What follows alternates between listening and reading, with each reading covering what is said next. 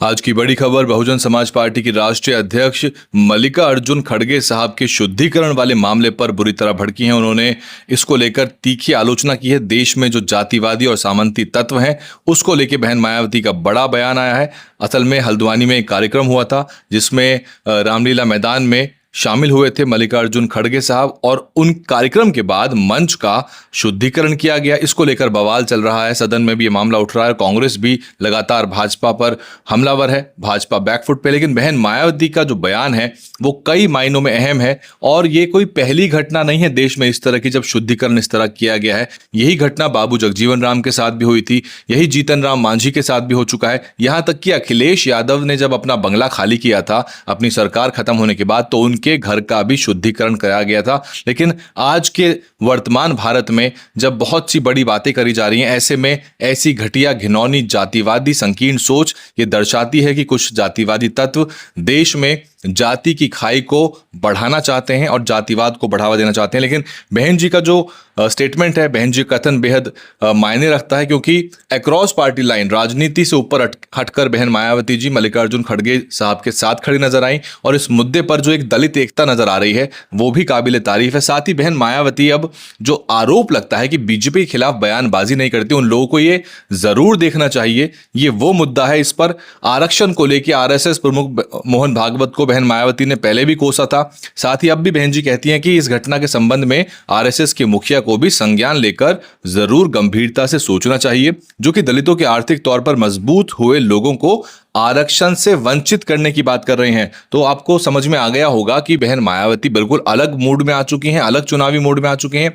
उधर आकाश आनंद जी अपने तरीके से मोर्चा ले रहे हैं, और यहां पर बहन जी ने भी लगातार बड़े हमले आरएसएस बीजेपी के ऊपर बोले हुए हैं। और अब इसको जो टीवी चैनल हैं वो कितना दिखाते हैं कितना नहीं दिखाते, क्योंकि यही टीवी चैनल, यही गोदी मीडिया ये लगातार डिबेट करती है कि जो बहन जी हैं वो डर की राजनीति करती है। यहां तक कि कांग्रेस के उन नेताओं के लिए भी ये एक तरह का आईना बहन जी ने दिखा दिया है, जो लगातार बहन जी को टारगेट करते थे, और जिसे कहते हैं कि जो समावेशी राजनीति विपक्ष की होनी चाहिए उसकी बात तो करते हैं, इंडिया गठबंधन की बात तो करते हैं, लेकिन विपक्षी जो एका है उसमें खुद ही फूट डालते हैं।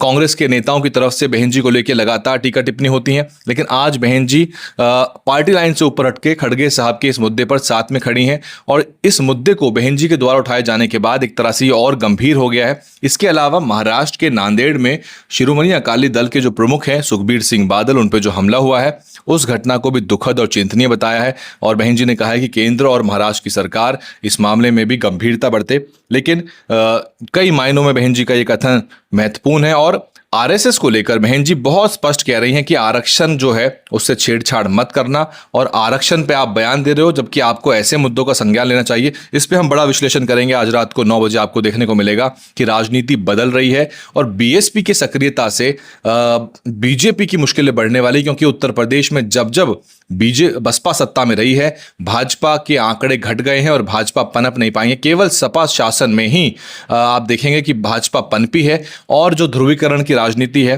वो उत्तर प्रदेश को खाए जा रही, जबकि असली मुद्दे वहां के शिक्षा, बेरोजगारी है। उत्तर प्रदेश के हर घर में एक बेरोजगार शिक्षित युवा बैठा हुआ है, वो बड़े मुद्दे हैं। लेकिन जातिवाद उससे भी बड़ा मुद्दा है, और बहन जी ने ये जो घृणित कृत्य है जिसकी जितनी निंदा करी जाए कम है। हालांकि बीजेपी बैकफुट पे है, वो उनकी तरफ से भी निंदा के स्वर निकल के आ रहे हैं, लेकिन बहन जी का बयान फिर भी कई मायनों महत्वपूर्ण है। आप पूरे घटनाक्रम पे क्या कुछ सोचते हैं कमेंट करके बताइए। देखते रहिए, सब्सक्राइब कर लीजिए।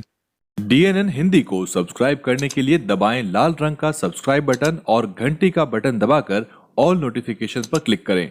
चैनल को जिंदा रखने के लिए नीले रंग का ज्वाइन बटन दबाकर चैनल को आर्थिक सहयोग करें।